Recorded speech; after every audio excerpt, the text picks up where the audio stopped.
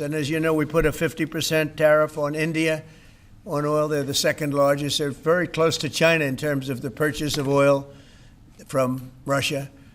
But so I don't know if that had anything to do with it. But we've had very productive talks today. Yes.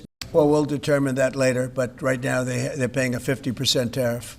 Indian officials have said that there are other countries that are buying Russian oil. It's okay. Like China, for instance, It's buys okay. more. Yeah. Why are you singling India out for these additional sanctions? It's only been 8 hours.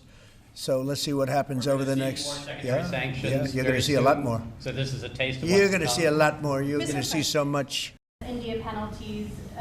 Do you have any similar plans to enact more tariffs on China as it relates Could to happen. their purchases? Could happen.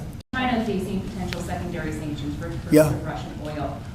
Them having that tariff or sanction rather or not hinges on what going forward? It may happen. I mean, I don't know. I can't tell you yet, but we did it with India.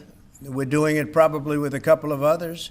One of them could be China. Yes, we're going to be putting a very large tariff on chips and semiconductors. But the good news for companies like Apple is if you're building in the United States or have committed to build, without question committed to build in the United States, there will be no charge.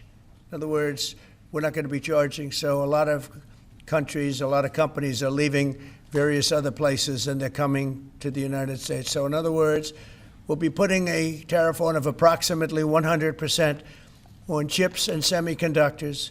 But if you're building in the United States of America, there's no charge, even though you're building and you're not producing yet in terms of the big numbers of jobs and all of the things that you're building.